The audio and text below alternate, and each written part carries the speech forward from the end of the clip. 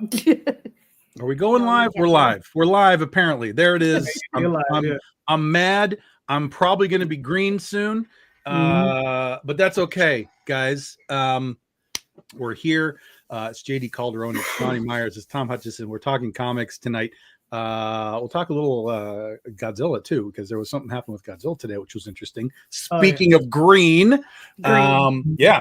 But no, we're just gonna hang out here for a little bit with you all tonight. We're gonna talk about this, which should have been up there. Ding, Critter and Chloe. We have roughly 48, 50-ish hours left of this little tribute to the Dirty Pair. Just wanted to talk about that a little bit. We're not going to sit here and dwell on the campaign, but what I did want to do is show you that this campaign is done. Not just done, guys. The books are in my hand.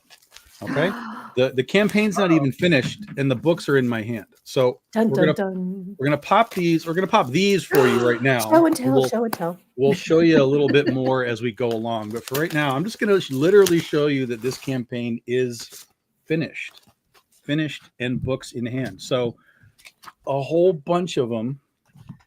This is your basic, nice standard book right there. Joe Mahato is the artist of the cover. He also does the interiors. For those that don't know, Chow is the artist for Princesses versus Zombies as well.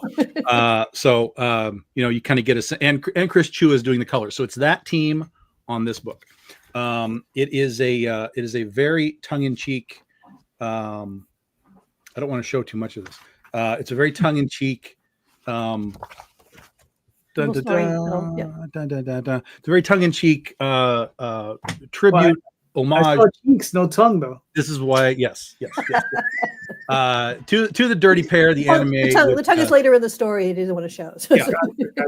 Which I always like. The Dirty Pair, yeah. Back in the 80s, 40 years of the Dirty Pair. So it's a little short story. I will say this: while it is a short story and it is its own little self-contained thing, there is something larger sort of in play behind the scenes. So if you like it, please let me know. I did get a review from somebody who had bought the book from C2E2. He bought the book, immediately read it, reviewed it that night. He loved it. He thought it was fantastic. It was super fun. I was like, yes, he got the jokes. He got what was going on. He said, this is great. I love when comics are just like, they're not full of themselves. They're just having a little fun and did that. So that was great. He liked it. So I think all of you will too. And like I said, there is sort of a background underlying plan for more in a very specific way, but we're not telling you anything right now. Because that's how I do it. Because we can't go into that's how we do it. It's vagaries. I do have more to show you. We'll show you more as we kind of go along here. But we dove in hard and fast. JD, tell them who the hell you are and what you're doing here. Oh, man.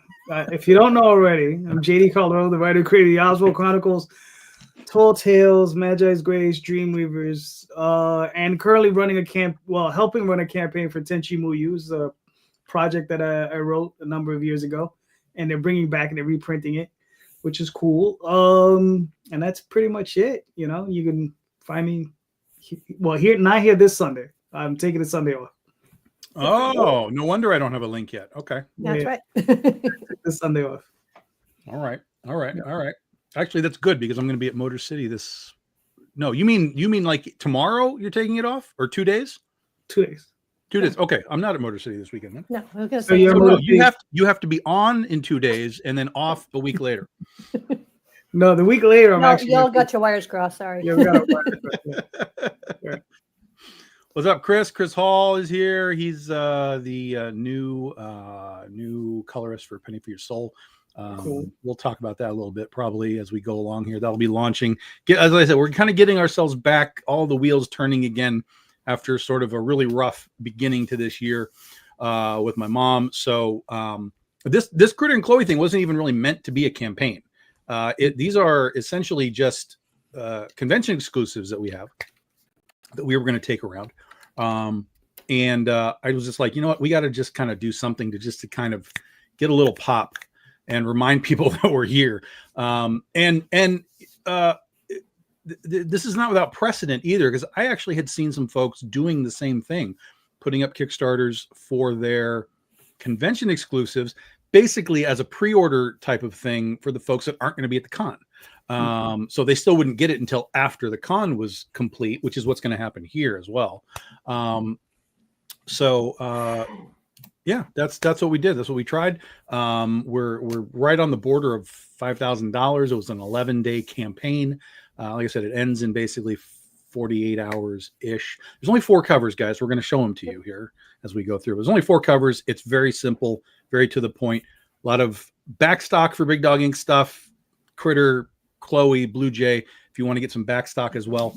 But if you just want to get the new stuff, super, super easy. I will say that I don't have any of the Danger Girl covers here because those are basically gone. They're pretty much sold out from the campaign, plus what we sold at C2E2 already. So I'm not going to bother showing you those. If you want to see them, they're on the campaign. If any are left, they're on the campaign. So go get one if you want to get one. Otherwise, yeah. In fact, this is all you get to see. This is the little cropped part of it. So if we have more, they are on the campaign. Go get one right now. But we'll show you some books as we go along here too. So the Thunderbolts is terrible. No, we're not going to go down that route. Not that rabbit hole, not yet. We're not going down that route. We did talk about being green today. Did anybody see the Godzilla trailer that popped today? No, I heard something about it started shooting, but I didn't see a trailer. Yeah. So, well, it's not a trailer really. It's a teaser, and it's a teaser not for a movie, but for the 70th anniversary of Godzilla. Okay. So it's a really, really quick, like 45-second thing. But what was interesting was when you got to, and this is a Toho thing. This is not a Legendary thing. It's a pure Toho thing. What's interesting is when you actually got to see Godzilla, like really, really see him, and then the kind of the fins lit up and stuff. It was like an amalgam of multiple. Good God, do you hear that? What? You don't hear it? No. That's the morons that are still on the lake at 9:00 in their on their jet skis going. But if you can't hear it, that's fine. I was afraid it was me. I'm like, I'm muted, damn it. It just started up like outside, but it's like 9:00. Anyway, it was like an amalgam of like various Godzillas from Toho and Legendary kind of put together. Like the spikes were kind of big and they were kind of popping up like from -1, Right. He had kind of the bulk and stuff from like some of the Legendary stuff. Face, like it was kind of an interesting like amalgamation of all this stuff. But then as he started to light up, he lit up green and had like a green like flame, which he's never had before. So there's no like indication of what any of this means other than hey, it's the 70th anniversary and we're gonna do some stuff for you. But it looked kind of cool, and I can't play it for you because we'd be kicked off of here, I'm sure. But yeah, it was interesting, and I thought it was interesting that he went green not long after they did a Godzilla versus the Incredible Hulk comic a few weeks ago through Marvel, where Godzilla got beamed with gamma radiation and essentially kind of hulked up. Yeah, like Godzilla needs that. Yeah, I know, right? Yeah. But I thought it was interesting that he went green after going green in the comics. That was kind of funny. So yeah, there was coincidence is noted. Yes. yeah. But it looked good. It was a cool. Generally he's blue. He was red in one of the movies. He went pink in the last movie. So the green was an interesting choice, especially since it was Toho. So yeah. Maybe they're running him through the spectrum. Maybe it was magenta. Right? He's just gonna go Rainbow everywhere. Godzilla. Gonna go everywhere. Godzilla Earth, yeah. I mean, but even Godzilla Earth had a blue beam, and he wasn't Godzilla Earth size. He was just normal. I'm gonna knock over your city kind of size. He wasn't gigantic. So, but I liked it. I thought it was. I liked it more than I liked the pink. I understood the pink, but I liked the green better. So, Yeah. When it comes down to Godzilla, sure. I would go green over pink. Well, the pink will look. Look nice, but it was interesting. It was interesting. didn't bother me really. But it was it's not my favorite Where We Want to Be. With that's another movie that pissed me off. But what Godzilla and Kong, pissed me off. And particularly one of those one of the moments why he was pink pissed me off. Is one of the reasons. Because it's like, or they're always talking about these Titans, building them up. Oh, these Titans, let's talk about these Titans. And then they're like, oh my God, Godzilla's going to go face Tiamat. I'm like, oh, we've never even seen Tiamat. What? Oh, he's dead. All right, I guess. Fine. So much for that. And then, Godzilla got the energy and turned pink and whatever. But yeah, it just kind of felt like, what did we do? We didn't really do anything here. Yeah, we got a cool looking monster, but then he was dead. But you have King Kong with, Excalibur, Monkey Excalibur, right? King Kong with the Infinity Gauntlet, yeah. Right, exactly. Yeah. No. It's no good. It's no good. It's no good. Hilarious. They took like 10 minutes to like have a dentist take his tooth out and put a metal tooth in. Like, I mean, this was a weird movie, man. This was a really weird movie. I made some weird choices. Really weird choices. But listen, I mean, it could be worse. Could have been Thunderbolts. Could have been Thunderbolts. Yeah, it's better than Thunderbolts. Thunderbolts was all right. I will give you that I understand why people think it's all right. I do understand for sure. I do understand, but in under the critique lens, no good. I mean, if you're gonna go critical, sure. I mean, but you could say that about a lot of Marvel movies. I mean, true. Well, and I do. Right. I do. I try not to focus that type of lens on those films because how can you even enjoy them at that point? It's like, that's a good question. I put out my list a few days ago. Did you see my list? Yes. The order, because I remember we went back to Jay. We were on his show where I said, like, look, if there's 30 movies, 15 of them are watchable. And he was like, okay, so what are the 15? And I said, I don't know. I'd have to really think about it. And so I went and found the list, and it turns out there are now 36 movies. And so I made my list. I found another list. I found that in my list, I found that there are 12, I think, watchable movies, like the top 12. I think those are watchable 100%. And then once you get down to that, because you have to get to 18 to get to the midpoint. Once you get down to that next little chunk, you're kind of like, it's okay. I could maybe watch it again. And that's Shang-Chi. That's the middle point of my list. I like Shang-Chi. And I did too. It was a surprising movie. It did some good things. That's why it's on the upper half, But then once you're after Shang-Chi, it really starts to fall off from my list. And somebody asked me, like, where's like the cutoff where you just really don't like them anymore? And basically it was like the last, 8 movies where it was like Captain Marvel and on down to the end. So it was interesting to put it together because I really hadn't really contemplated where it all sits together. Where does what was it? Thor? Was it Blood and Thunder? What is it? Love and Thunder. That's in the bottom. That's in the part where I'm never watching that again. Yeah. Come on, that's like one of the best movies. Yeah. Let me tell you, man. I mean, no. What's his name? Guy who played Zeus. Oh, the Gladiator. Yeah. Right. Russell Crowe. Russell Crowe. Yes, I'm telling you, man. On that scene alone, I could watch the movie over. And I probably watched the movie up until that point, and then once he's dead, then I stop watching. You're just all about the ass. You're just oh no, that wasn't his ass. That was Thor's ass. That's right. That was Thor's ass. It's because I'm telling you, Russell Crowe plays the guy who makes my bagels. That's that guy. I'm really confused right now. Because we have because he's supposed to be. You have a Russell Crowe doppelganger making bagels. Right, it's a Greek deli guy. Okay, so that's what he's playing. He's playing a Greek deli guy, and that's the guy who makes my bagels in the morning. That's why it cracks me up every time. Maybe would have lived if there was like they snuck a few bagels in there somehow. It's like you're way too in the weeds on that. Yeah, deep in the weeds. Deep in the weeds. Listen, I watched what was that? The what is that? The Pope's what was that? The Post Exorcist or whatever it was, that other Oh movie. yeah. I watched that movie just on the strength of his performance in Thor: Love and Thunder. I like that movie. I like the Pope's Exorcist. Yeah, it was fun. Now, if you want to put yourself into pain, you watch another movie that he did called Exorcism, which has nothing to do with the Pope's Exorcist.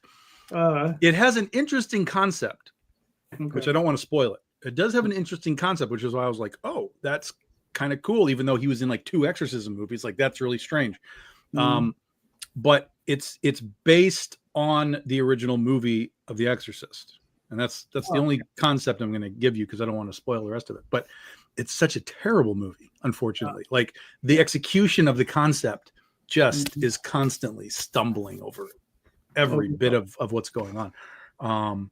And then I read later, I found out that it was like purposely borderline canned and shelved and was almost not released, and like it was a disaster. So yeah, but Pope's Exorcist was good. I was hoping for more, honestly, because at the end they kind of had a world built out where they could like do some more, kind of like the Conjuring type of stuff. So yeah, we'll see. Have you seen Craven? Craven? Oh yeah, of course. I go see all those Sony movies, man. I'm prepared for those movies. Like, I actually enjoyed the movie, but I think it's a disservice to label it Craven and attach it to the Spider-Verse. Like, if it had been like Jason Bourne 14, it's just a good action movie. Yeah, it's just a good popcorn action movie. That's all it is. You're right. I don't need them to be attached to any of that. Nothing with Spider-Man. You know. Yeah. You're not wrong. You're not wrong. See, if it was promoted that way, I'd be willing to see it. Yeah, if it was just Action Jungle Guy, you had a movie. But once it's Craven, and you watch it and you're like, that's not Craven. Like, there's a disconnect. But no, you're absolutely right. If it was just Jungle Action Guy, we would have been okay. We'd have been like, that's all right. It was a fun action movie. That's all it is. You know, the instant you start giving Craven like radioactive lion blood, like something's wrong. Right. We've gone off the reservation. We've missed the point.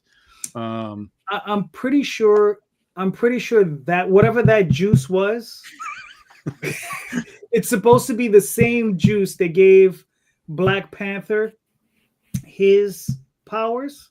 Is it? I'm pretty sure. Just like it's the same juice that gave the Atlanteans and Namor. Namor.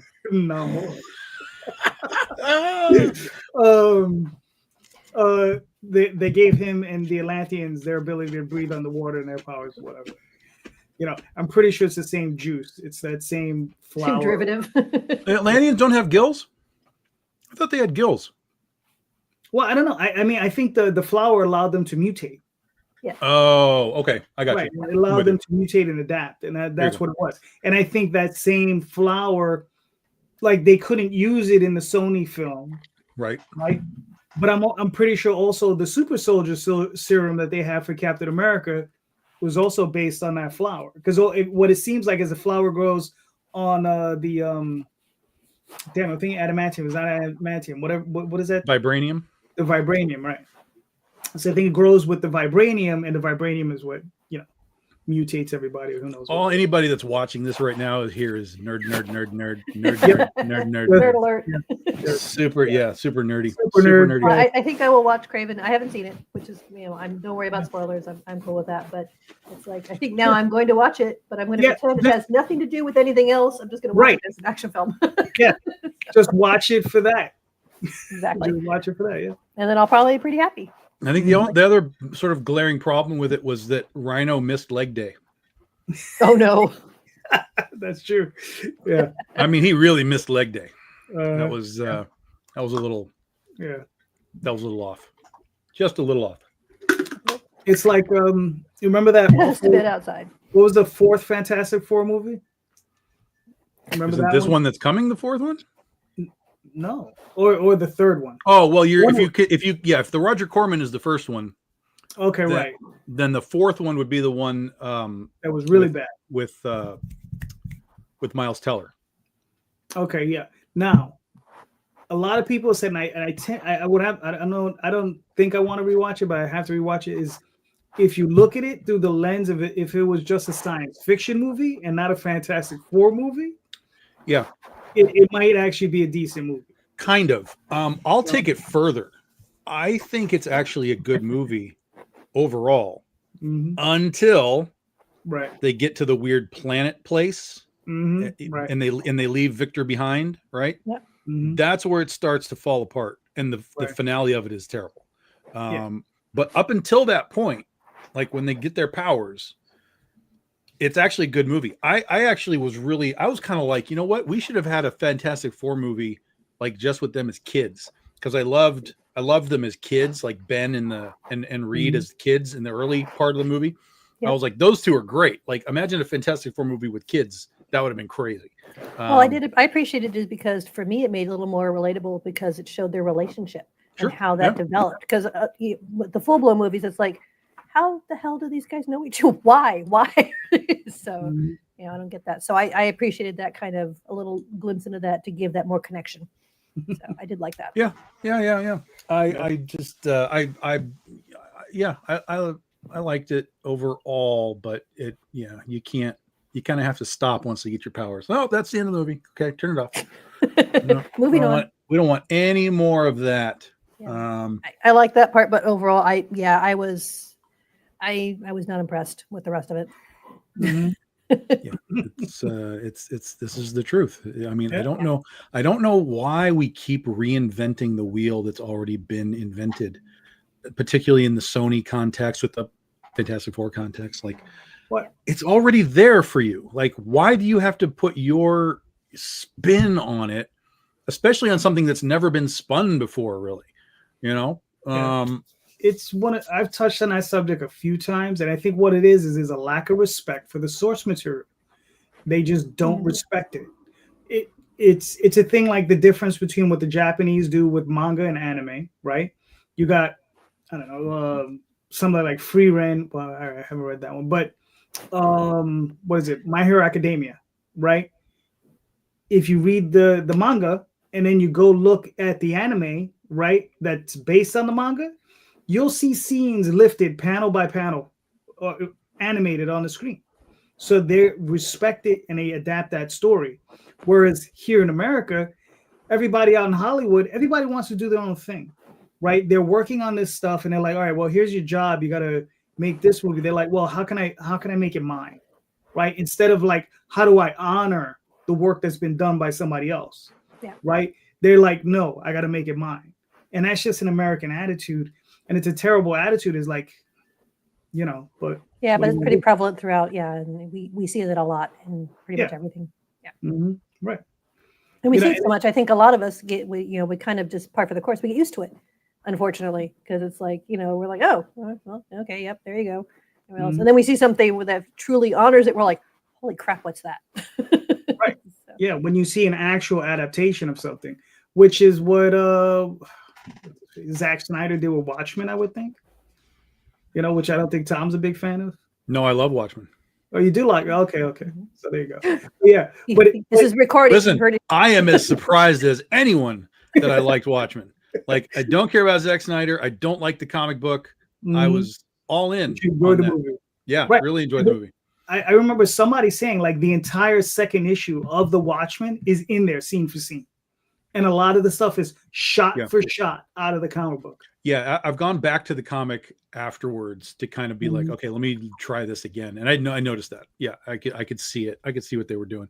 So yeah, no, he definitely had. I think Watchmen failed overall just because people didn't understand what it was. It wasn't Superman, it wasn't Batman. Like, we don't know what this is. And I think that's probably why Thunderbolts is struggling right now, is because people don't know what it is. Like, even these characters, like they're borderline knowledge. I mean, you've got to be watching all these TV shows and stuff to really know who these characters are. I mean, outside of Elenia and the Guardian. When you say, what is it? The Winter Soldier is the popular one. You're like, shit. You're dealing with some obscure characters. Yeah, but Winter Soldier, well, you are, but I think you're dealing with them in a more solid sense because of Captain America, because of the Avengers. You built to it. right? And Bucky was Bucky. You know, we saw Bucky in the Captain America movie, so it had some like some movie threads. Yeah, you weren't required to watch like Captain America and you know, the Winter Soldier on TV or any of that kind of stuff, which is what the Thunderbolts is. It's all TV stuff mostly, and then little things like Taskmaster, like, but you know, who the hell is that anyway? It just feels too convoluted. The Thunderbolts, and now they're marketing it as New Avengers anyway, because they're like, hey, Avengers sells tickets, right? Like, let's change the name.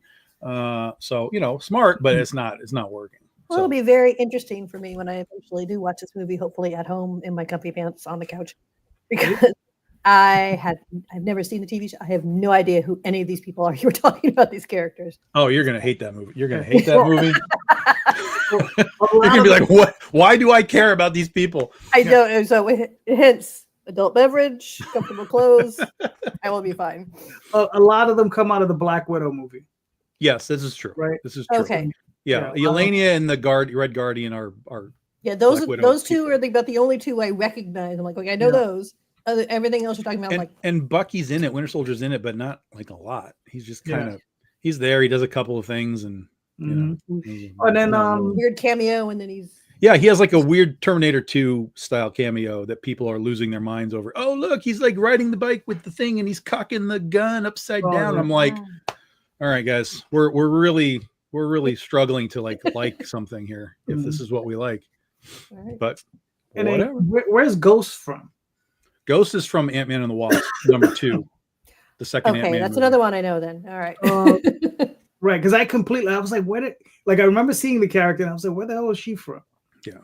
Nobody remembers that. But thank you, but it's hard because of like, if you say the name, I'm like, oh, but once you finally connect it, it's from here. I'm like, okay. Yeah, but like Ghost, she was in like one thing, and then she was gone. Nobody knows who she is, you know? She's not like she made an appearance in Endgame or anything. She just was like, she's just gone. But I mean, we talked about it pre-show, but I was really surprised when they killed Taskmaster. Yeah. They're really shocked. I was like, yeah. Oh, God. And it's been out for 2 weeks. It's been out. A week, I guess. A week and a half. But yeah, no, that was a shock. That was a shock. Yeah. It was a solid. Everybody who watches this show is prepared for the off chance that there will be spoilers. Yeah, spoilers. Yeah, spoilers. Spoilers ahoy. It was a good like out of the it took you out of that moment. You were like, all right, we're doing this. Pop. Oh, right. You know, so it kind of give you a little jolt, which was good. You needed it. Right. To be honest, I thought she was gonna pop up. Like I thought she was like gonna take off the mask and be like, oh, well, another mask underneath or something. Right, yeah. And I was just like, oh, whatever. That would be that's a very Disney move. Yeah. Yeah. But then when it didn't happen, I was like, oh, that's unusual. So yeah. Yeah. It's gotta be a plan. It's gotta be a plan. You would hope so, but I have lost faith in that. The way they've been going. They're winging it. Taskmaster 2. I mean, that's a real thing, isn't it? I'm 90% sure there is a Taskmaster 2 in the comics. So I don't, maybe, who knows? Well, yeah, if they're going for obscure, there you go.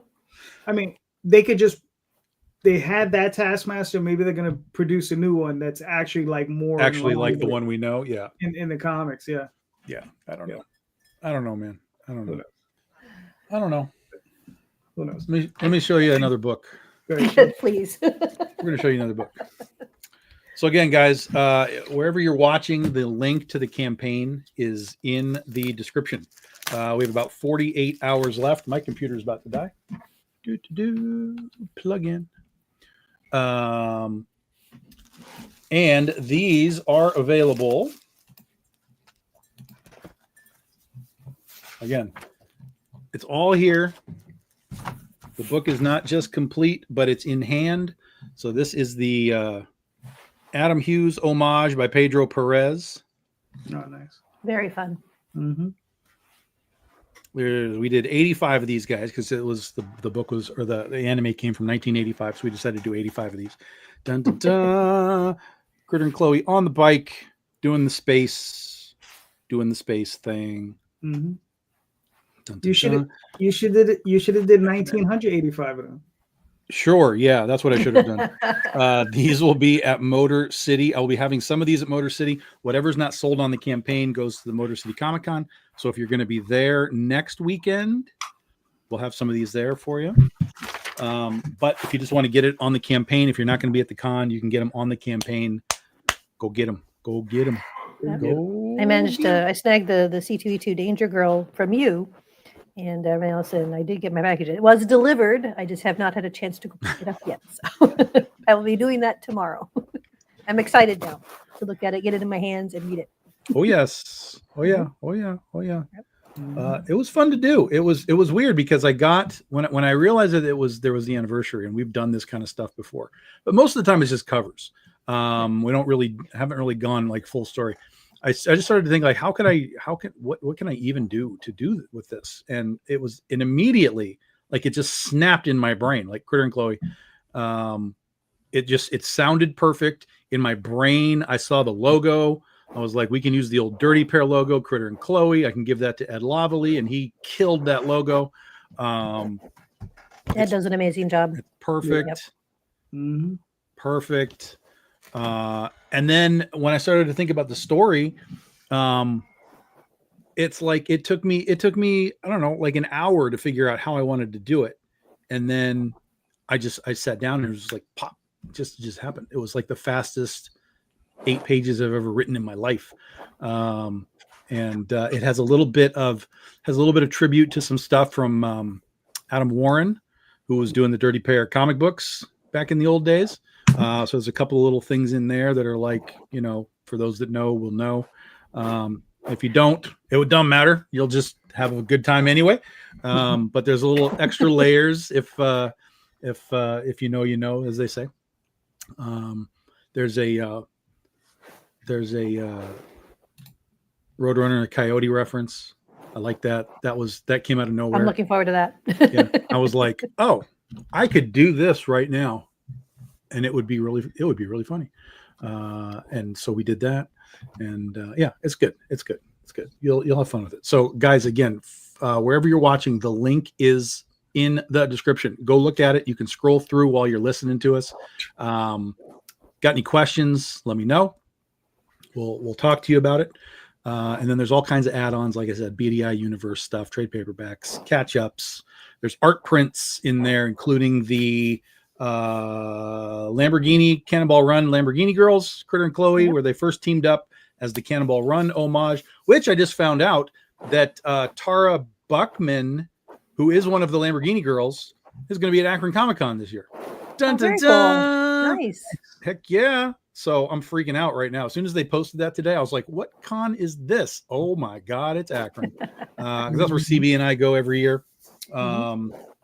So I'm going to get to, and I know that Brian Peterson, who did the art for that piece, he met Adrienne Barbeau, who's the other Lamborghini girl. And so he got her to sign I remember his piece. That, yeah. He got her to sign a book for him. So I'm going to get Tara to sign mine. And then then it's a race to see who gets the opposite signatures from the other. That's our own personal girl. Cannonball Run. There we go. Race. Yeah. So yeah. Cool. What does the winner get? Both signatures on a book. Okay.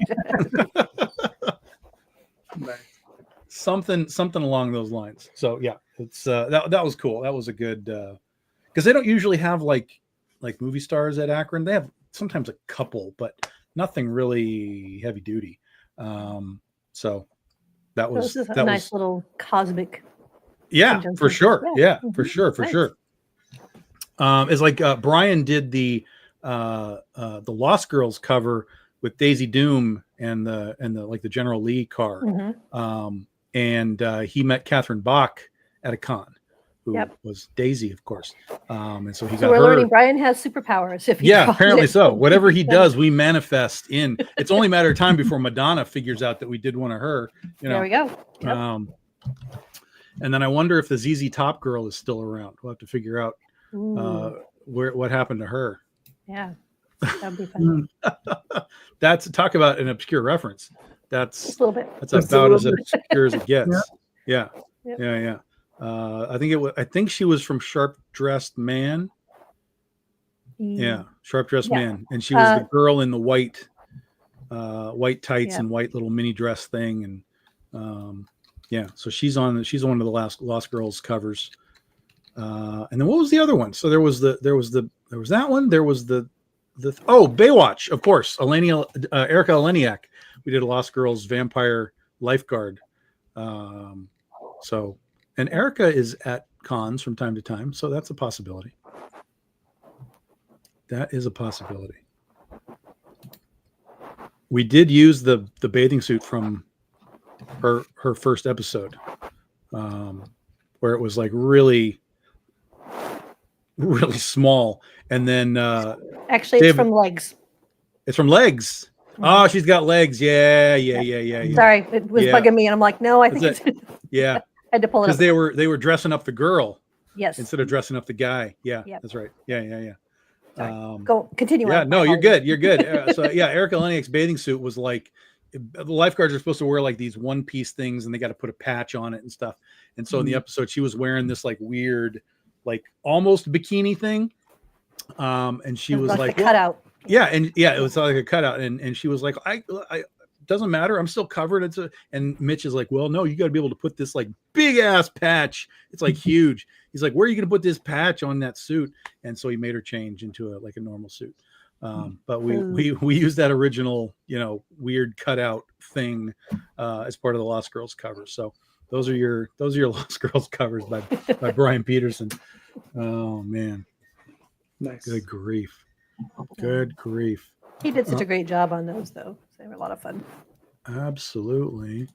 While we've got this happening here, where did it go? I don't know. Did it sneak away from you? I got it. Okay. There we go. Let's show what JD's got going on here. Oh, nice. So this is old school. Oh, let me get this dumb thing out of here. I hate that stupid pop-up. It never goes away. There's old school manga, guys, that JD was involved in back in the olden days. Somebody is reprinting it now into a big old trade paperback. They call it an omnibus. It's not. It's a trade paperback. But they're kicking ass. 1,200 backers and 115 grand. So nice. You want to just give them a little heads up on what we're doing here? Yeah. So Tenchi Muyo is a property that. All right. So they call it the original harem anime, right? So it was basically Tenchi, who's the main character. He's surrounded by these two young, beautiful women, and they're both vying for his affection. And there's all kinds. Ryoko, she's like a space pirate, and she got all these superpowers. And then there's Ayeka, she's a space princess, and she has all kinds of like, I don't know if they're magic or it's science based or whatever it is, but she has like the elders come out and they like defend her, and she has all this crazy stuff. And all these wacky adventures happen around them. And there was a series called Tenchi Universe, and that's the stuff they gave me to base this work on. And like I said, I mean, I was working on La Blue Girl at the time, and then they said, "Hey, do you want to do this?" And it was a different company. It was for P Anime or Pioneer Comics, and I was like, okay. So we did a 6-issue limited series. The only thing that I was ever upset about it was we never got a trade paperback out of it, and these guys are putting out the trade paperback. So we're really cool. And once we heard about it, we got in contact with them. We spoke. We cut a deal, and now we're part of it. Because Lord knows I'm gonna probably sign about 1,000 books. So. Yeah, so it's cool though. It's nice to see that the work holds up, and the fans are very excited to see. Because a lot of the people, what's funny is a lot of people they say, "Oh yeah, I read that online, and I can buy the book," and a lot of people are like, "Oh, I have the original comics," and I'm like, "But they still want the physical hardcover or sure. Whichever one." So, yeah, it's cool. I mean, I think it's one of those things where it's nice to see it come back, and there may be a potential of maybe doing some future work on it. We'll see, because they liked my interpretation of the characters, so because they felt that I captured the I guess the fun whimsy of the original group and the original anime. So you honored it. Yeah, and I mean, in the end, I mean, you know, I felt my job as coming in as an outside creator is to take the toy, play with the toy. I don't break it. I bend it. I mash it around. I move it around. I dirty it up. But at the end, I have to return that toy intact for somebody else to get back to it. You know what I mean? I have to return it to its creators the way it was given to me. You know, I can't just like be like, oh, you know, I'm just gonna smash this into 1,000 pieces and, you know, leave it a wreck. Yep. You know, because it's not my thing. So I have to return it the way it was given. You know, but yeah, it was a fun series to write. And it's nice to see it come back. Yeah. Very cool. Yeah. And like I said, I was surprised too. The guys told me, oh, there's a big community. And I was like, oh, really? Because when they originally announced the goal to be $50,000, I was like, oh, it's going to be a slog. It's going to take us all 30 days to get there. It's like, I think we'll make it. Guess not. Yeah. Yeah. I was just like, oh, okay. They weren't. Yeah. They were like, they weren't lying. There's a big community. And I was like, okay, that's fantastic. So, yeah. So that's Tenchi Muyo, the American Outpost. Yeah, I mean, IP is real, man. If you can get it associated with something like that, that can take you a long way. Yeah. We'll see how it works. You know, not now. If I can just get onto a Galaxy Trio, a Dynamite, right? Go corner Nick Barucci. Hey, man, what are you doing? What's up? Just go get it yourself. Stop dicking around. Just go get it. Well, I would imagine he would have a lock on all of those because he has Space Ghost, he has Thundar, right? Yeah, I mean that's fair, but at some point I think you go deep. You go too deep. Like, I mean, there's a Moby Dick Hanna-Barbera cartoon. You know, like I mean, you can go pretty deep. Yeah. Where people are going to be like, well, what's going on? Like the connection to Galaxy Trio is probably, you know, because Birdman latches onto it eventually. And, right. You know, there's a sort of a trickle down like, oh, yeah, it existed, you know, kind of prior to Birdman, too. Yeah. But, yeah, but you know, Nick is going to target what he wants. Yeah. He's not going to be coming in like, oh, there's a catalog and let's just get it all. He's going to be like, I want this. I want this. I want this. This is all I want. The Galaxy Trio has a hot chick in it, so. Well, I mean, you know, you know how they love their hot chicks over there at Dynamite. Yeah. Mm-hmm.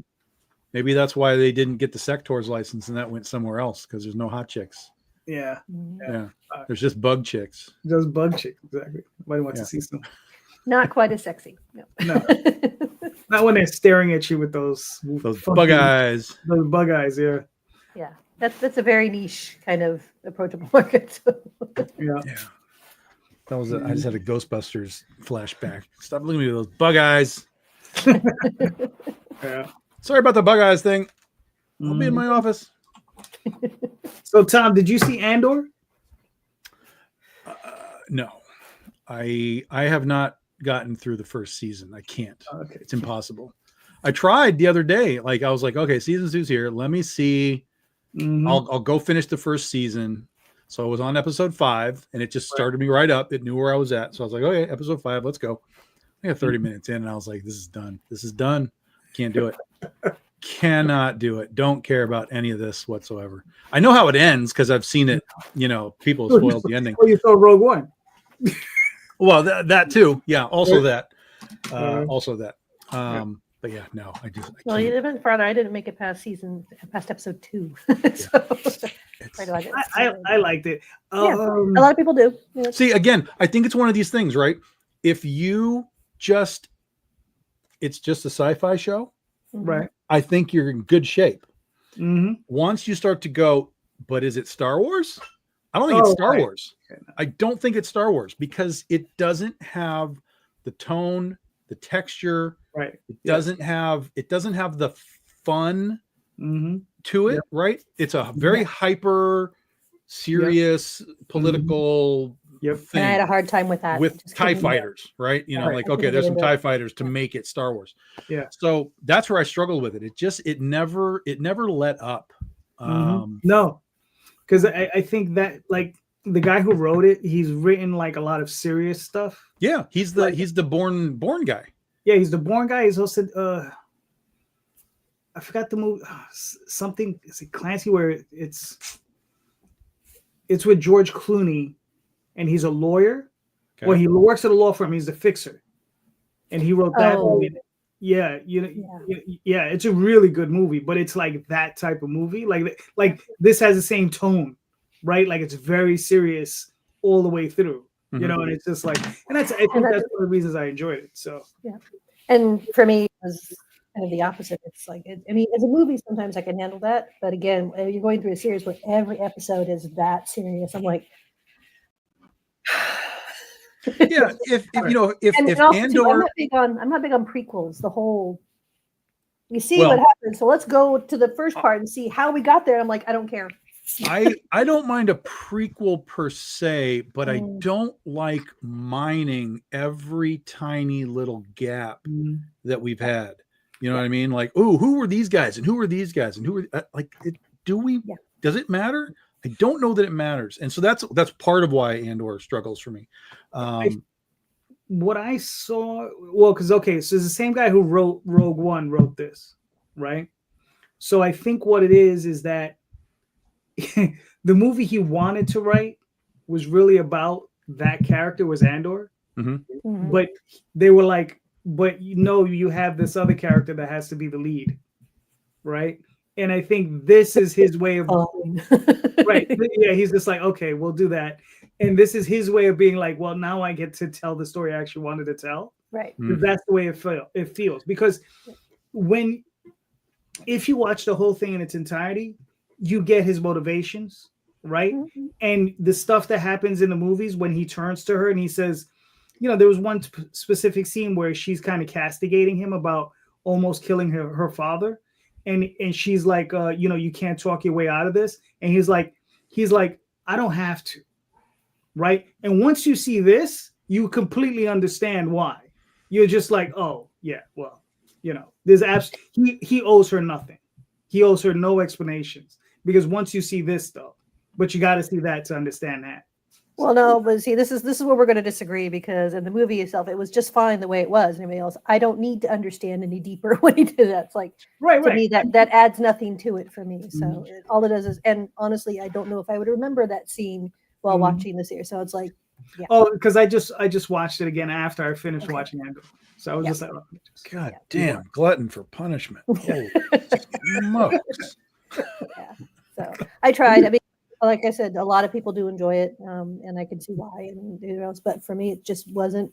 It wasn't drawing me in. It wasn't keeping my interest, and I was just like, nope, I can't. So. No, I got it. I mean, the one that really bummed me out was what they did to Ben Kenobi. Yeah, that I was like, why? That's one of those. It's just like, why? It's like.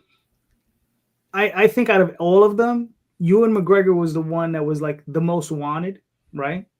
And they just totally goofed that, and I was just like, what the hell? I mean, the Vader fight at the end was nice, but that didn't rescue it. It's just like it was still trash. It's just like, yeah, I like because after a while I'm like, they're fighting. I know. That was See, that's the other thing is like a lot of these things. If they were just like a 2-hour movie, I think I would even probably be like, Andor's okay if it's just like a 2-hour movie. I don't need 8 hours of that stuff. So that was the same with Obi-Wan. Like if 16 now, yeah.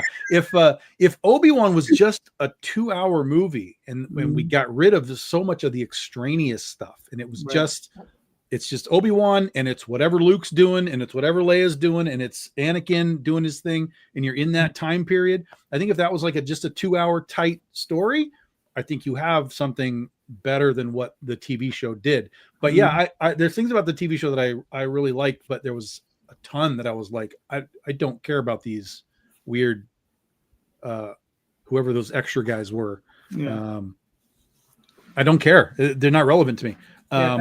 I think Kenobi would have been better. Like when you get the opening sequence, like he was like a miner or something. Yeah. Right. Like, would it have been better if like Kenobi was just like living on the planet, whatever that planet was, and he was Tatooine. Tatooine, and he was just going around to nerd. Yeah, stormtroopers and like being like, oh, okay, well, I'm gonna take your stuff now, and he would just take their stuff, and that's how he was making a living. Would that have been better? Well, no, because he's supposed to be disappeared. That's the whole thing. Is he's supposed to be gone, non-existent. Yeah, but he even disconnects himself from the Force so that he can't be seen. Oh, yeah. He can't do that stuff, you know, he disappeared himself, Yoda style. You know, and then he pops in on Luke every now and then just to you know, for that kind of stuff. So I don't know. I'd have preferred him just doing something in the back. I think there would be different ways to do it for sure. Like we could sit here and brainstorm different ways, but that kind of stuff didn't bother me. I thought it was all right, but it was sort of everything around it that I was like, this is not really great. But such is Disney Star Wars. I think that's the epitome for right there. Every time it's like, now it's Disney Star Wars. I'm like, I have to find a way to get a hold of Jon Favreau, because I think I have the one thing that could change it all. Ooh. Tell us, Tom. Yeah, change it all. Not change it all, but I think it's something that we could do that everyone would just be like, that's cool, that we can do. And basically what I want to do is create a sort of a pseudo Fast and the Furious type of thing with the pod racing crew, Sebulba and all of those guys. And they're jumping from planet to planet on this, you know, during the race circuit and all this kind of stuff. Like, there's no way to fuck that up. You don't have to connect it to anything. You know what I mean? It doesn't have to, like, you don't have to run into Luke or Vader. Like, it's just... It's muscle cars in space. That's it, right? And it's Sebulba, and he's a dick, and he's messing with people's stuff. Like, it's an ideal palate cleanser that has just enough nostalgia with the pod racers and Sebulba that it would work. I mean, like, I remember when they had was it where the hell did I see it? Oh, I think it was in Boba Fett. They had the Boonta Eve like pod race. And I remember people were losing their minds. They were like, they're racing through the city. And then that was the end of it. Like, nothing happened. So I think that's the palate cleanser. I think if we could get that done and just do a tight, don't even do 8, just do like 6 tight, you know, whatever. I think it would go over spectacularly well. So that's my pitch to Jon Favreau, you know, or the other guy, whoever's the other guy. What's the other guy's name that does this stuff? Filoni? Dave Filoni? Filoni? Yeah, Dave Filoni. Those are the two that are like sort of up there as far as all this stuff goes. Names. So yeah. So if I ever get to talk to them, yeah, so that's my plan, right? If they ever like go and like do an autograph signing somewhere, I will go do that. I will do the photo thing. I will pay for it, and while I'm there, I'll be like, Sebulba, the pod race, Boonta Eve. I'll have the bullet points ready, and just be like, here you go. My phone number's at the bottom. Let's go. Phil has your next suggestion. There you go. We need a review show. Is it better than Andor? Yeah, listen. Like I said, or I did say Thunderbolts is better than Andor. I did say that. Is it true? It's bad, but it's better than Andor. So maybe not by much, but a little bit. I will give you that. Not by a lot. Yeah. That's funny. But yeah. No, the review show. There's a few things in the works. I am doing a show with Allison Lear now, guys, which has had combined between my feed and the Big Dog Inc. feed almost 1,000 views in 6 days. Yep. Like crazy. So Alice and I are doing this little show called The Oz Couple. Monday nights, 8 p.m. Eastern here on Facebook. And then we do it on YouTube as well. So if you're a YouTube person, you can find, make sure you're following me on YouTube. I've never said that sentence in my life. Until now. I'm a little upset. I'm a little upset with myself. Follow me on YouTube, like and subscribe. I just sold out hard. You damn so shit. It's on Facebook. It's on YouTube. We talk Oz. We talk comics. Allison's a big pop culture freak as well. She's a cosplayer and an actress, and she likes comics and movies and all that. So you talk a lot of random shit. It was fun. Yeah, it was a super rabbit hole show. She even told me, I was like, what do we talk about next week? I was like, we talk about sharks and bikinis. And she was like, we probably need something more than that for 90 minutes. I said, well, from there, we'll figure it out. It will snowball the rabbit hole into. And the reason I say sharks and bikinis is because that was the first movie that she and I ever saw together. We saw 47 meters down, Unchained. So it was the second, or Uncaged. It was the second 47 meters down. And if you want to know more about that, you come watch us on Tuesday and we'll talk about it. But that's where the bikini comes in. Yes. So I remember you really touched on it and told about it a little bit on other shows. Oh yeah. It's a story that we have told before, but if you want to know, it's highly entertaining. It's worth hearing again. Come join, come watch. If you want the relevance, Monday night at 8:00, we'll talk about it. But we're all there for Allison, of course. So I know. Oh, trust me, I know. That's what I told her. I was like, "They're all here for you. This is all just your people like watching this stuff." She was like, "No." I'm like, "Yeah, they're all here for you." So that's fine. That's fine. But yeah, we're doing that show. I am a recurring guest on JD's Sunday show, which is not happening this Sunday. Yeah, no, it's not happening. No. So in 8 days, taking a day off. Doing that show. Also a recurring guest, actually a regular guest on Jay Rosario's show, which is normally here on Facebook on Friday nights at 8 p.m. Eastern. But Jay took the night off for whatever reason, something to do with work. So I'm usually there. That going around. Yeah. And I have another show that I am actually pitching to somebody because I need them as a co-host guest. And I've pitched it to them and they like it. But I'm not sure when we're going to get it started because they have a lot going on too. And they were like, well, I can't do this now. And I'm like, I don't want to do this now. Like, I'm thinking like August, September, something like that. We could get it started. And they were like, yeah, okay. Yeah. That kind of, that probably would work. So we'll see how that one goes. So yeah, and all of this kind of came from when I was at C2E2. I had people that I hadn't seen in a long time, and some people were just Facebook friends, and they were like, "Why don't you ever do shows anymore?" I said, "I'm on shows all the time, like all the time. I'm on people's shows," and they were like, "No. Why don't you do shows anymore?" And I was like, "Oh, that's different." So I guess I had to do shows again. And so I went back to Allison because we had been talking about doing this for months. And she was like, okay, let's go. Let's do it. I said, fine. So I have that show. I have the new pitch show. And then again, everyone keeps talking to me about a movie show. Like you've got to put your, because we used to do a movie show for like a year. We did like a movie show. And those were a lot of fun. You've got to put that movie show back. So Jesus Christ. All right. And your many moments of spare time, Tom. That you have, I know you're never busy. You have all the time in the world to do this. No, I have time for everything, including showing you more books. More books. Nice. So this is the last of the variants. Dun dun dun. Again, the book is finished and in hand, guys. It is in literally hand. Right there. Oh, this looks awesome. This is great. So this is Mr. Bun Liang. Bun Liang. Yes. Oh, nice. Doing a nice chibi cover. Mm-hmm. A little bit of this was based on like a home video thing that I saw from back in the day. The design, I was like, I want this, but I want chibis because that's what you do. And he was like, yeah, said, yes, yeah. And he was like, go, yeah, 100%. So we'll get a little closer. You can see the design. Carter and Chloe, start. Yeah.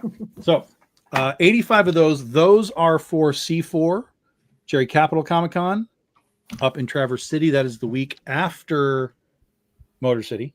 So I have back-to-backs. And then I have a week off. And then I'm off to Ostravaganza. Yeah, one whole week.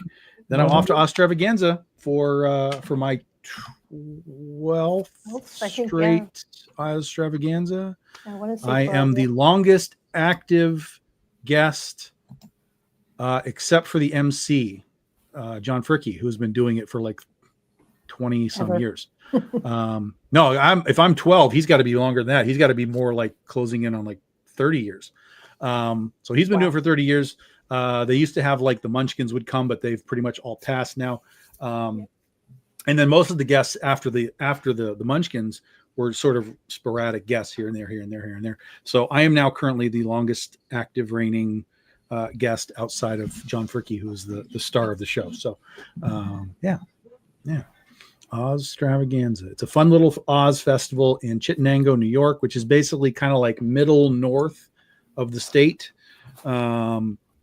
It's where L. Frank Baum was born. So they go there and celebrate L. Frank Baum's birthday on the first weekend of June every single year, which is why I don't do some cons, because they're also on the first weekend of June, and I go to Oz. That's my place. That's where I go. JD. Okay. Okay. And then this year we're going to have Nia Ruffino. Yeah. Nia Ruffino is going to come to the show this year too. It'll be her first time at the event. Yay. Get to hang out with the unicorn. Yeah. The only other artist we've had there for my books was Jesse Witchman. He was there for a year. I think that's it. So Jesse and Nia. Okay. Yeah. So that'll be cool. Unicorn will be interesting. OzCon is where? Chittenango, upstate New York. Yeah, it's like middle north of the state, like towards Albany ish. Okay, 4 hours from here, I guess. 4 hours from you? Probably 3 to 4 hours. Yeah. Where the hell are you? I know it's a big state. You're on the coast? Oh, in New York City. Yeah. So you're on the Sure. I mean, So I didn't know if you were like in the city or if you were like kind of suburbing it a little, or. I mean, it's not like it's big, but it's not like that big. Like I go into Manhattan, which is what everybody calls New York City. I'm in there every day. That's where I work. I mean, it's 20-minute train ride. So yeah, just to me, it's all the same. It's just like, but there are places here, like, if I wanted to go to like Jones Beach, it's a friggin' hour and a half. Just to get there. you and Daphne should come up and just spend the weekend up there. It's nice. It's mellow. Yeah, but then we have to drive. There is that. Yeah. You come up on Friday, you go home on Sunday. Simple. It's pretty easy. Just come to New York Comic Con. That's all. Be like no, absolutely not. Absolutely not. The furthest into New York I go is Chittenango. That's it. Then I stop. That's it. Then I stop. There's a force field, a wall that just you get to, if you come, then you'll get to see us all. They put us in a parade, JD. Oh, okay. We're in a parade, like legitimately in a parade. It's crazy. It's crazy. Right. Yeah, I mean, they see Allison. They're putting us they're putting us in there on on the back of Mustangs and Corvettes and stuff. Like it's crazy. Gotcha. Right. I don't think I'm gonna show up, but okay. I give him points for honesty. All right, hold on. Let's see here.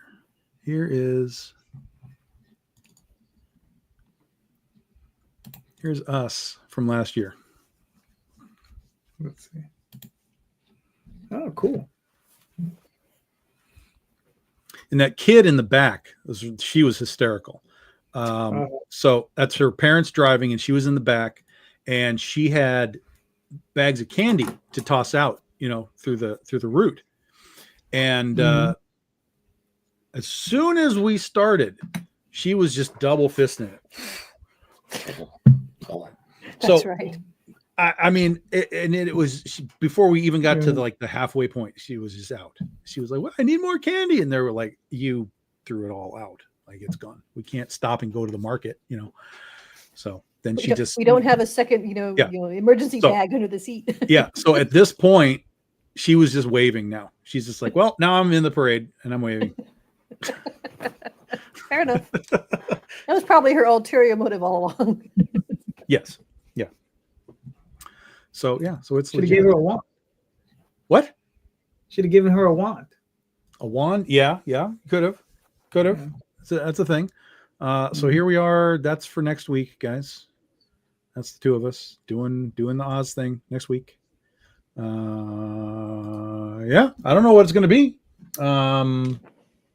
But she and I tend to figure it out. So if you need to kill a little time Monday night, we'll be there. Cool. Anything you want to throw out to the people, JD? I know you've got something coming soon, like of your own. Oh yeah. Well, yeah. I mean, Tenchi Muyo is running, but let's see. What do we got coming up? We got Magi's Grace 2.2 coming out. So that's the re-release of issue 2 on Kickstarter. That'll be coming out, and the Oswald Chronicles, My Time with Clive. Yo, what's up, Andrew? And that's going to be the next trade paperback. So that'll be coming out hopefully the next 2 weeks. So, yeah. So I'm just waiting for some metal so I can fulfill the last campaign from Dreamweavers. Then I can launch Magi's Grace. And then I should be getting the books for the last Oswald campaign next week. And I can fulfill that and then launch that one. So, it's coming. Because I'm already itching. I'm like, I haven't launched a campaign in at least 3 weeks. I'm like, what the hell? Crazy withdrawals. Yeah. How about you, Johnny? What are you up to in the coming months? Going out to Phoenix or just kind of biding your time till San Diego? So yeah, my plan is I think I will be at Phoenix. So I was able to get a ticket. Not that it's hard, but I got a ticket. It's just with the state of my life right now, it's affordability. Mm-hmm. But I think some friends are going to help me out. So as long as I can get there, I think I'm good. So I'll be attending that. And then, so I'm already set up for San Diego. Once again, my friend who owns a local comic shop. So I am already put in my vacation time from my regular job. So I'm taking the week off. So I'll be working the booth again in San Diego Nails for the weekend there and helping out for that. So he gets me in, I work at the booth, I have fun. So I was hoping to get into San Diego this year again with AP, but because of everything that's going down with Diamond and all of that, they're just like, we don't know what they're doing. So they've done some stuff with their booth and they weren't sure that they would have an extra ticket. So I was like, that's fine. Yeah. I do have, if I'm not in at a booth next year, I do have my Pro Pass now, or will have it for next year, starting next year. So I might be able to just pop in and do a little roam around with my Pro Pass. Which I think probably is, the more entertaining for you. It's like, see if you can go just as a fan, just go wander around. No, not really. Not at that show. I mean, that show is chaos to walk around. But but like everybody's there, and exactly. So to be able to get in and go talk to the Aspen guys again, and go over to the Dynamite booth, maybe see Nick, and just sort of get myself in the talk of some of these places. That'll be good. Yeah. JD, in 2015, one of the first time, I think it was 2015, my husband and I, it's the first time we actually were able to go to get all arranged everything else and attend San Diego. And that's where I met Tom. So it was the first time. So it's, I admit it, the pop culture part of it, it's the Hollywood part of it is insane. And it's nuts and everything else, but for me, it is my local show. So I just mean I'm absolutely gonna. It's just I just mean the crowds are. Oh, the crowds are. It's horrible. I really, it's not my favorite part. I don't like it. So, but I did. It's a once a year big thing. I figure I endure because again, I get to see a lot of people like you that I don't normally see all the time. Yeah. So I like to take advantage of that. So absolutely. So we'll have to do like a Where's Waldo thing. Like if you can find me. I'll have a variant cover that you can buy if you can find me. I'll have you low jacked for that. So So, well, you and my husband are about the same height, so all I have to do is just like kind of look like I'm looking for him. I'll eventually find you. True. It's true. Gonna have to like go in cosplay or something. Yeah. Make it a little difficult. Mm-hmm. Yeah, I'll still find you. Just wear the ears. Yeah, because no one would recognize me with these on. Exactly. No, I've only been wearing these things for like too long, 5 years or something stupid like that. Yeah. Oh man. Well, guys, we've put in an hour here tonight. It is Friday night. I'm sure people are out. We still got a lot of people watching. Like, what are you doing? What are you doing here?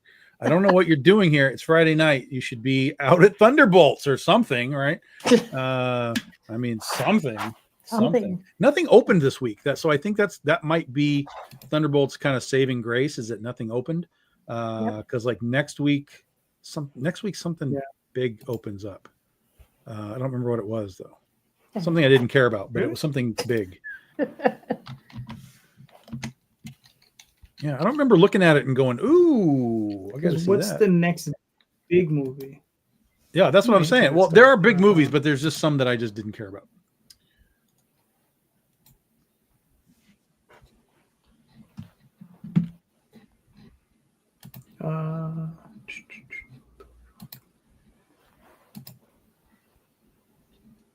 Let me go to my movie app. The hell is it? Oh, Lilo and Mission Stitch. Impossible movie on May 23rd. Lilo and Stitch. Yeah, there you go. Yeah, I don't care about Lilo and Stitch, Mission Impossible. Yeah. Oh, there you go. And yeah, I don't care about either of those. Hey. Oh, and, Legends. Karate Kid. Yeah, I don't know. I'll probably see that, but and Final Destination Bloodlines. And Bloodlines. Yeah. So Thunderbolts is going to get trashed. It better do whatever it is it's going to do because then it's going to get demolished.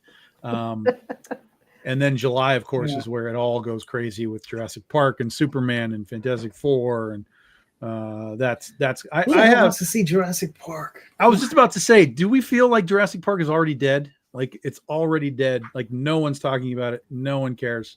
It comes out first. Mm-hmm. It's that one, Superman, Fantastic Four. So it does get its own weekend to kind of thrive. But and I'll probably see it. It's a dinosaur movie. I'll probably go, but I just don't have any. After the last two, I'm like, oh my god, I don't know what we're doing. I don't like these things anymore. They're not landing for me. So I don't know. Well, but it now has Black Widow with dinosaurs. It's not a selling point. Not the comedy way. If it was actually Black Widow versus dinosaurs, that'd be different. Now you have a selling point. Exactly. Avengers versus Jurassic Park. Mm-hmm. You have a selling point. Okay, I'm in. Mm-hmm. But just the actress who plays Black Widow, just sort of Scarlett Johansson versus dinosaurs. I mean that's okay. I think the dinosaurs are going to win. It's not. It's not a huge attractor. I don't even know who else is in it. Do we know anybody else that's in it? As names? Jonathan Bailey. I don't know who that is. Yeah, I don't either. I'm looking. It's like there are no names that I recognize except for Scarlett Johansson. Huh. Yeah. I don't know. Mm-hmm. I don't know, man. I don't know. It's going to be a weird year for movies. I mean, I've seen 3 movies this year.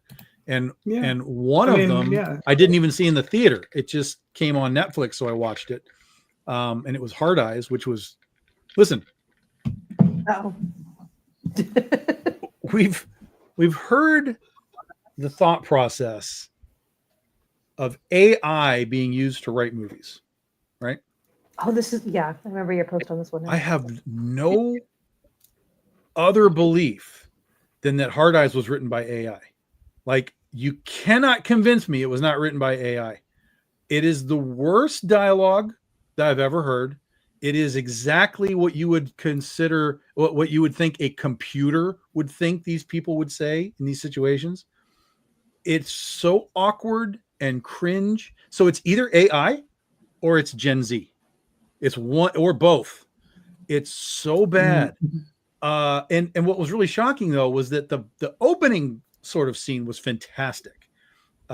It created these terrible characters that you just wanted them to die.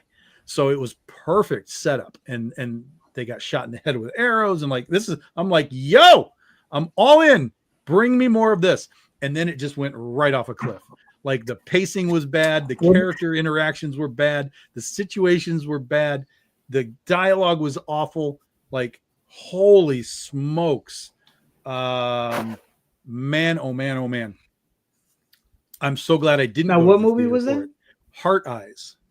And basically it's about a slasher guy who kills couples on Valentine's Day. And he's literally got a mask with heart eyes, which is why it's called Heart Eyes.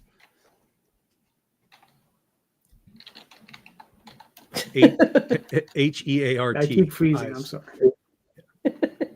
Yeah, it was just so shockingly bad. Heart Eyes. Yeah, Heart. Heart Eyes.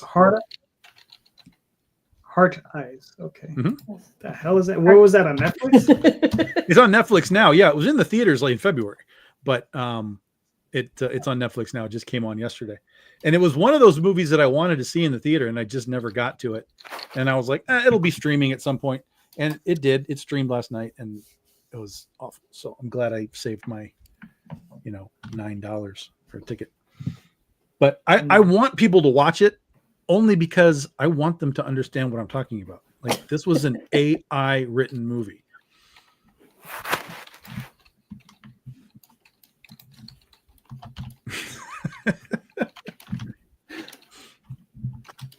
And then I had one guy come on my thread and he was like, oh man, I really like this movie. And then I had Heather Finley come on, she's a big horror fan, and she was like, yo, it's so bad. I was like, yes, I'm vindicated. If Heather really doesn't like it, I know I'm on the right page, because she is all about horror stuff. And she and I don't always agree, but if we agree, whoa, that's cosmic, karma happening. You just like searching it all up, JD? Yeah. It was written by three people. Jordana Brewster's in it, and she does nothing. And I like her. She's the only actress that I recognized of anybody. Jordana Brewster. She's in the Fast and the Furious movies and odds and ends of things. She was in the Dallas reboot or whatever. Oh yeah, that's right. This dude. That's right. I forgot this guy was in this movie. Yeah. I had to type it because I can't pronounce his names. Yeah, Mahershala, I think, something like that. Yeah, that's right. He is in that movie. Yeah. But I saw that review and I was like, that made me laugh. So I had to share. Get tired of waiting for Blade. Yeah. Yeah. Well, we'll just go hunt dinosaurs instead of vampires. It's good. I like that. Yeah, that's good. That's a quality. That's a quality. It's a quality line. Yeah, I like it. Mm-hmm. I like it. Figure end the show on a giggle. Yeah. So, guys, we still got a whole lot of people watching. You got any questions for us? Let me know. Otherwise, we're gonna go ahead and scoot out of here. Remember, Critter and Chloe is live for 2 more days. It ends Sunday night, 11:45 Eastern time. Books are in hand. So, what we're gonna do is, once the campaign ends, it takes about 2 weeks to wrap it up. You guys will have your surveys, so you can give me your addresses, all that kind of stuff. We're not doing backer kit. It's a small campaign. It's just, we're going to do it right through Kickstarter. So as soon as it ends, the next day, you guys will have your surveys out, fill them out. 2 weeks later, everything will be done. And then we'll start shipping these books out before I go to Ozstravaganza. So it's going to be a quick turnaround for those of you that want these books. Again, a couple of these will be available at Motor City and C4. But if you want the Danger Girl cover, anything that I have is on the campaign. That's it. That's it, folks. That's it. And yeah, I think that's it for me. Right. Oh, you were streaming this out yourself. I can see it, like, put your little streaming things up in the top there. Yeah. Interesting. Interesting. That's what I was telling you about the beginning. Yeah, I just didn't know that it was going to show me, like, the little things popped up, like, oh, there it is. JD's doing that. Yeah, okay. Mine says stream this to your audience. I don't have an audience, so. Even if do you have a YouTube channel? Nope. Oh, well, you can stream it to your Facebook. All right. Yeah, I'll just piggyback off your guys. I'm saying for the future. Gotcha. Yeah. Good to know. Yeah, it's a thing that you could do, but it's a feature you have to actually turn on. And I didn't sense. I just assumed it was some part of like, you're not paying for a high enough tier to get the extra feature. Like, no, it's there. We just had to turn it on. You just had to be aware and go click. Yeah, that's it. Okay, guys, I am gonna go scour TV to find something to cleanse my Thunderbolts rage. Go watch some Andor. Watch some Andor. Yeah, that'll put me right to sleep. Right to sleep. It goes from rage to depression. It's like, yeah. Listen, so it won't be that. It will not be that. I think on Amazon Prime, Big Trouble in Little China. There you go. No. I know what it's going to be. There's a movie from 2023 that some horror fans have been recommending called Thorns. It's sort of a religious horror movie, like Exorcist type of stuff. I'd never heard of it. They said it's on Amazon Prime. I better not have to rent it. Amazon Prime. It better just be there. I'm tired of this rental thing. Good luck. But we're gonna take a crack at that. And yeah, so you can watch the new Hellboy movie. There you go. I've seen it. Okay. Did you like it? Yeah. I don't remember. Not really. It's like, it wasn't terrible, but it didn't swing for the fences really for me. So yeah. Well, they're saying they're saying Guillermo is actually working on a third one. So well, they've said that for a long time. No, they're saying, I think now he's actually serious, because I think if he doesn't do it now, he's never going to do it. Well, yeah, that's true. So it's true. I mean, all of them. You got to put dude back in the rubber face, and at some point he's not going to want to be doing that. So no. Well, I mean, he's in his 70s. That's what I'm saying. Yeah. You probably got a 5-year window to make that movie, and then that's it. Yeah. With that guy, with Ron Perlman. Ron Perlman, yeah. Well, you're going to be pissed off, Tom. Uh-oh, what happened? It's a rental? Son of a bitch. This is ridiculous. Ridiculous. I'm going to go see if it's on Tubi. Maybe it's on Tubi. Check on Tubi. Yep. Yeah, check on Tubi. Because what's crazy is there's a bunch of stuff on Amazon that you have to rent that is free on Tubi. So always check both places, my friends. Yes. Because there are variations on that stuff. Yep. So you never know. I found Tubi and I was like, oh, what is this? This is awesome. Oh yeah. There's stuff on Tubi. Yeah. Okay. Or you can always watch Andor. JD's determined. Poke. No. I couldn't even watch the one that people were calling the Goonies. Skeleton Crew. Skeleton Crew? Yeah, I couldn't get to that one either. Yeah, nope. I couldn't get it. I watched again 2 episodes in. I'm like, I can't do it. I got to a point, a very specific point, and I was like, I'm done. And I don't know why it was, but I was in an instant, I was done. And it's basically the elephant kid and the dude were on like the little flying scooter, and like something happened, and I was like, I'm out. It just it instantly was like, I don't care about Elephant Kid and this scooter. So nothing is going to, I like Jude Law. So I thought maybe he'd be enough to like, kind of drag me through it. But no. Yeah. I don't know. I mean, I enjoy, actually, I love animated films and kids movies, but something about it just was too, I don't want to say juvenile, but yeah, it was too, I was not the target audience for it for whatever reason. And people calling it the Goonies, I'm not a fan of the Goonies. Like, I don't Goonies are like okay. that. Yeah, there are better movies out there. Yeah, I was when I'll get hate mail, I'm sure, but that's. Yeah, I was a fan of the Goonies when I was a kid, but I haven't been able to rewatch. Like I tried rewatching it a few years ago, I couldn't do it. Exactly. Yeah. Exactly. Yeah, I enjoyed it when I was younger. And also, I've seen it since, and I've watched it. I'm like, why did I watch this again? Yeah. I have the same problem with Gremlins. Yeah. Oh, I still love Gremlins. Yeah. Still love Gremlins. I mean, that's ingrained in me. Yeah. Yeah. Yeah. For me, so I think I saw it when I was older too. So it's a little more iconic and a little more integrated. Yeah. So it's fun. Gremlins, Poltergeist. Love Poltergeist. Wasn't able to rewatch it. Love it. Couldn't do it. Poltergeist scared the bejesus out of me, and I think pretty much started my fear of clowns. Gotcha. Yeah, that'll do it. Skeletons, not so much. The dead, yeah. Clowns. Yeah, we were in the 80s. We were used to skeletons, man. Indiana Jones has skeletons. Poltergeist has, like, skeletons are like whatever, whatever, man. Was it Jason and the Argonaut? Yeah, right. Like fighting the skeletons. Yeah, exactly. Yeah. Skeletons are just whatever. Army of Darkness, skeletons, skeletons, whatever. But terror clowns that choke you out, like, that's not good. Nope. Yeah. That's creepy. I draw the line. So you probably didn't like it too much then. I hated it. But not because of the clown. I hated it because I hated it. I hated that movie. Like, really? I hated both it. Of them? Both of them? Both of them, especially the second one. The second one more so. But no, here's the weird thing about it, right?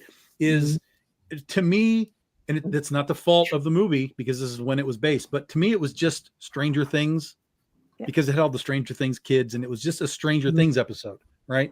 And it's not the fault of the movie because that's what it is. It's supposed to be this 80s. That's just what it is. But because Stranger Things was such a big thing at the time, and I had been watching that, I was like, I just feel like I've been here already, recently. And so it really it didn't connect with me. And then at the end, when again, how do we beat the big clown spider alien? We bully it. All right. Come on. We have the dumbest endings to things. And I don't know if that's how the book was, but so I'm going to tell on myself a little bit. And again, Tom knows too, I'm not the biggest horror fan. So it's for me, but I did read when I was younger. I read when it came out. I read the book. Okay. Scared the Jesus out of me. Yeah. And for whatever. So the book I thought was much better, had a much more packed MLs, and I appreciated that. And because that made me, I was like, that had a creep factor up higher. And I'm like, in the movies, I agree. I'm like, okay. Not as scary. The book, for me, I found it inordinately creepy and it was like, it stuck with me for a very long time. Well, and I never watched the original It. I never saw the Tim Curry It. I was aware of it, but I never watched it. So I even the miniseries. Miniseries thing. Yeah. I went into it like wide open. Like, okay, give it to me. Like, what is this thing? I will. Despite the fact of the age of it and some of the special effects and everything else, I actually found the miniseries decently creepy. And I think a lot of people still say that the miniseries is better than the movie. So, I don't know. And then I saw trailers for the newer films and I went, nope, I'm done. I have no desire to go through that. Tim Curry is a legend. Yeah. Yes. Yeah. And he stars in it. Yes. Yes, but I'm bummed. Yeah. What's funny is I just recently read my first Stephen King novel, something called Fairy Tale, and really enjoyed it. And I was like, and it's funny because in reading it, I was like, oh, now I understand why he's such a best-selling author. Because I read it and because it's so easy. It's such an easy read. Like, it's like just very brief. Like, is it one of his short stories? I'm assuming. It was a 600-page novel. Oh, okay. That's a big one. That's a big one. So, but it's a very easy read. It's just very, like, I was reading a book by Greg Bear, and he's a classic science fiction fantasy author. And, if you're not sitting next to a dictionary, you're probably not getting through that book. It's one of those types. It's just, it's just a little bit more heady, but it's a beautiful prose, excellently written. You understand? But it's something you're going to have to commit a little bit more to, right? Yeah. And now I'm reading Alan Moore's latest book, and this is you got your dictionary? No, it's not even so much that. It's just he's writing.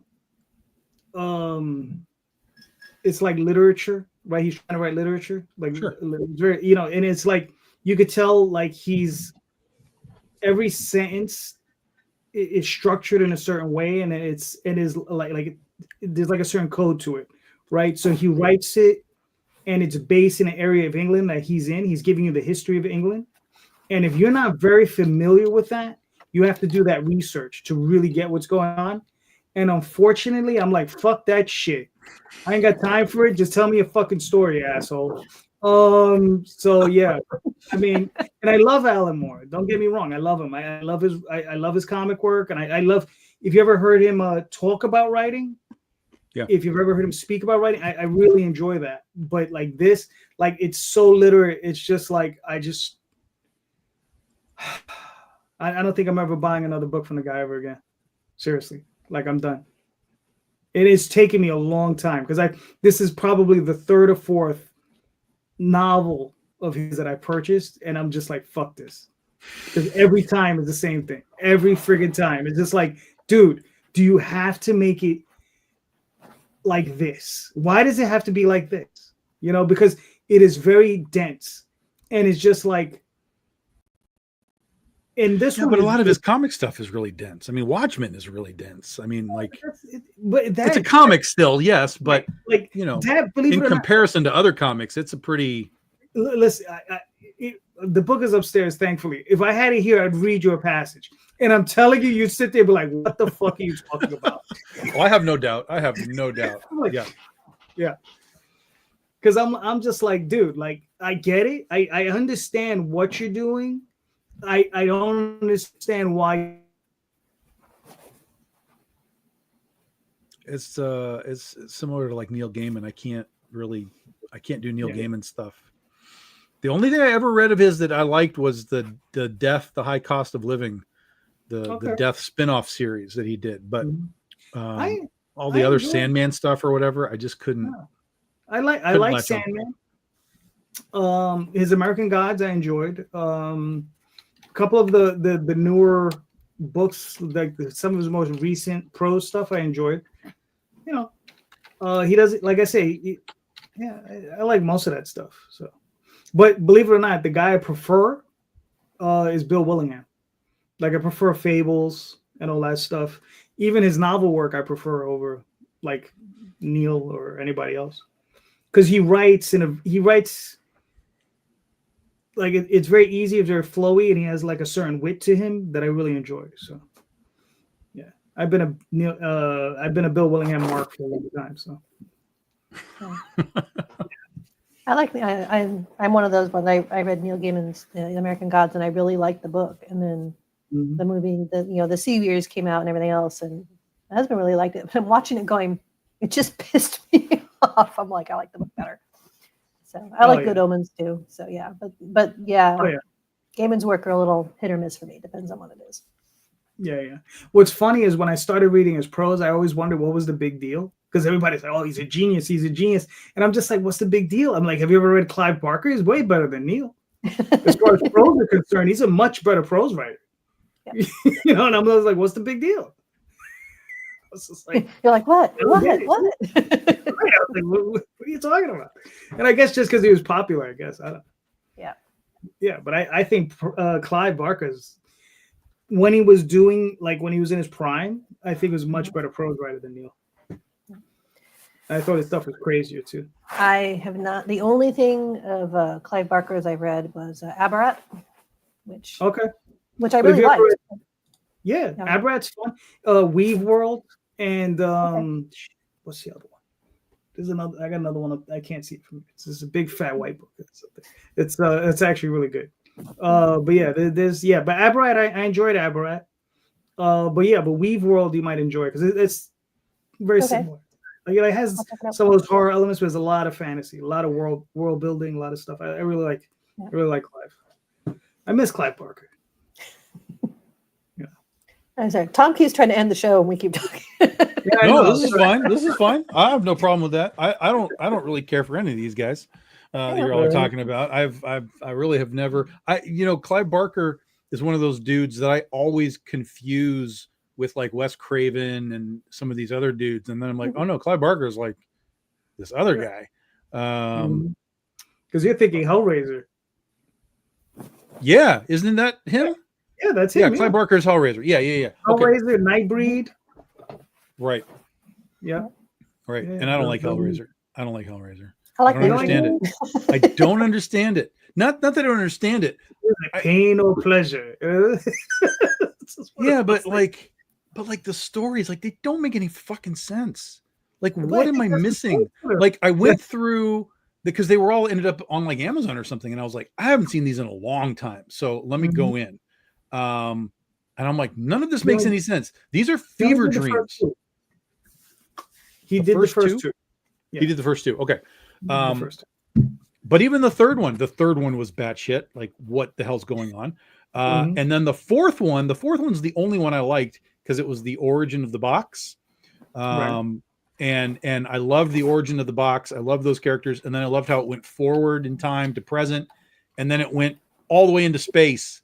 And they made the cube to catch him at the end out of the space station. I was like, yo, this movie has everything. This is crazy. So I love the fourth one, but like every other version after that is just like a cop and his wife or something new thing. I'm like, this is the description of every Hellraiser movie from here on out is a cop and a serial killer, a cop and a thing, a cop. I'm like, this is not for me. But the first three, I'm like, am I stupid, or are these fever dreams that don't really have cohesion to them? Yeah. I saw the first Hellraiser and I don't understand it, but I'm blaming because I think I watched it drunk. So. No, that could have probably only helped. I mean, exactly. I had a good time, and from what I remember, it was entertaining. But I was Lord of Illusion. Yeah, I haven't seen that. I haven't seen that or Nightbreed. So I'm very Clive Barker deficient. Yeah. Gotcha. Lord of Illusions I really like because I liked Scott Bakula. Okay. Because he played, Yeah. Okay. Yeah. Like I said, I like Nightbreed, which surprised the hell out of my husband. So he's like, yeah, that's one of the ones that I am very aware of, but I've never seen it. Yeah, and there's a theatrical one, and then there's the director's cut one. I think the director's I probably only saw the theatrical, so yeah. Yeah, I think the director's cut one is better because it fleshes out the story a little bit more. That would make sense. Yeah. Yeah. But I like I like Lord of Illusion. That's one of my favorite ones. Okay. Freaky and weird. But are they all fever dreams? Are all of his movies fever dreams? I mean, pretty much. I can't really argue that description of it. I'm like, yeah, sure. You know. Okay. All right. Yeah, it's like weird and strange. So it's not just you, Tom. Yeah, but that's why I like them because they're weird and strange. Yeah, and I don't mind weird and strange, but I kind of like it to sort of come together. Yeah. You know, when we're done, like bring it together somehow. Right. And the Hellraiser movies just never did. The fourth one did. It really tied it all together. But the other ones are just like, hey, there's a guy and he found the box and he's going to open it for some reason, and then he gets chased around and there's a chain and and pleasure or pain and ha ha ha ha and like it's over. Like, yeah, just summarized it. Here we go. Right. It's 30-second movie summaries by Tom. Yeah, I'm it's living on a plane that I'm not on somehow. But I guess my point is that they're so popular, the Hellraiser movies, particularly the his stuff. I always am kind of curious, like, what the hell are you watching? Like, what is the I know that people like the makeup and stuff, like that's cool, the effects, people just like the gore. I get it, that's fine. But sometimes it feels like there's so much like, oh, I love that so much, it's so good. And I'm like, but tell me why. Like, clue me in. There's also a huge sexual aspect to those films. Yes, 100%. The whole BDSM thing going on. Of course. Yeah. And there's that whole aspect. It's just like freaky weird, man.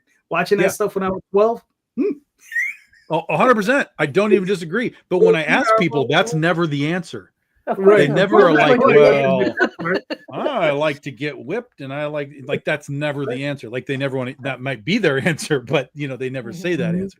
Right. They always try and get into the story and the kind of like, well, you got to understand it. I'm like, nope, stop. If I have to understand, I don't. This is the problem. Help me understand. If it's just like, well, I like leather and stuff, I accept that. I accept that parallel of things. Like, I'm with you. Okay. Yep. I got you. But that's what the whole line. You may not be there, but you understand it. Yeah. Right. Yep. It like I said, I find it to be hilarious. I'm just like, okay, this is like freaky and weird. Because like I said, you just see those. And a lot of that stuff I totally get as sort of just like moments in time. I've talked about this before, where it's just something that is out of the ordinary and it hits and it becomes this nostalgic trigger with people because right place, right time, right, all that kind of thing. So even if it's not necessarily good, we're still connected back to it. I have those things where I'm like, this is not good, but I just like whatever it happens to be. So I fully accept the sort of moment in time thing that kind of, changes the course of like pop culture for a minute. And then, some of them hang on and we keep going with them. And some of them kind of wiggle off and kind of, disappear. But and people go, where'd it go? It's just interesting that franchise has lasted so long with so many sequels. They've recast Doug Bradley, like it just kind of keeps going.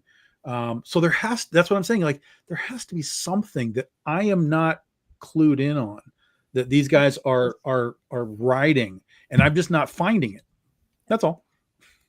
Okay. Well, and yeah, that's fine. But I'm telling you, it's the whole sexual aspect of it. Okay. That whole I don't want to say deviancy, but I would definitely want to say it's that entire kink, right? Yep. Kink is that's the word I was thinking of too. Yep. Yeah, the pleasure and pain, the leather, the all. Yeah, no, I get that. Yeah.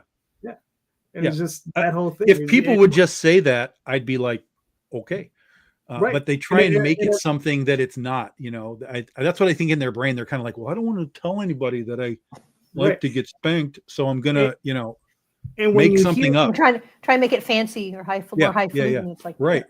When you hear Pinhead say in that voice, pain or pleasure, and it's just like, what the fuck? Because it's like, what was that? Right? Because it's just like, there is a horror to it, but there's an allure to it as well. Yeah. Right. And that's the part where I think people are like, they when you start to break it down and really pull it apart, right? Like that's the part of our psyches where like you're attracted to it, but you're also repulsed by it. Right. And it's that dichotomy that we're so not used to, not wanting to deal with, right? Not wanting to stare that in the face, Yeah. Yes, I can see that. Yeah. So if you read like Books of Blood, that was the earlier stuff, and that's just pretty much just straight horror. Then he starts moving into more fantasy stuff. So, yeah, when you used to go read the books, but yeah. See, I like this. We even got a movie review portion of the show tonight. That was good. I like it. I like those. I like the deep dives. That's not quite the rabbit hole that Alice can go on, but Chloe, we had some fun with it. So yeah. That's good. I like it. Now I'm juiced for movies. I get this movie show going again and can talk shit about things. I like it. I like it. All right, guys. A lot of the comments too are our friends in the yeah, for sure, 100%. Yeah, guys, thank you for chiming in. It's funny because I always talk to people. I'm like, I always see you in the room, but you never say anything, and they're always like, I'm just listening. You guys like keep on talking and I'm just listening to what you say. Like I'm having a good time listening. I'm like, okay. But like, if you have a comment, we can sort of riff off of what, you're saying too. So always feel free to jump in and comment and, tell us we're full of shit or whatever. Or if you can explain Hellraiser to me, there you go.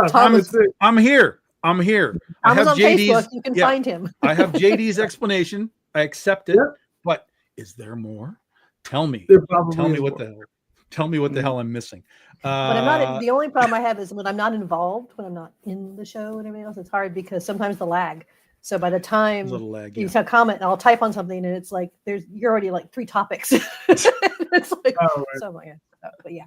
But other than that, that's a me problem. That's not a you problem. Is Hellraiser better than Andor? This is a good question. This is a really good question. Wow. You're going to have to come back to our movie show when we do this to find out the answer. This will be the first question we answer when we finally do the movie show. Is Hellraiser better than Andor? On point. I love it. On that note, guys, thanks for hanging out. I appreciate it. This was super fun. Guys, Monday night 8 p.m. Eastern time. I'll be back with Allison talking Oz and sharks and bikinis and whatever else. And then I think next Friday Rosario will probably be back, and then Calderon will have his show back on rolling on Sundays as well. So check out all of the shows. They always have great guests. It's always fun to while they try and sort of format a show. It all tends to run down rabbit holes. So don't feel like whatever question is being asked, doesn't relate to you. We'll get somewhere else as well. Especially if Tom's on the show. Especially if I'm there. I am the greatest disruptor of all time. So check out all the shows, guys. I appreciate you all. And I will see you Motor City next weekend, C4 up in Traverse City the weekend after that. And then first weekend of June, I am in Oz Stravaganza with Nia Rufino and Allison there. So thanks, guys, for hanging. Thanks, JD and Shawnee. And we'll see you whenever we see you. Bye-bye.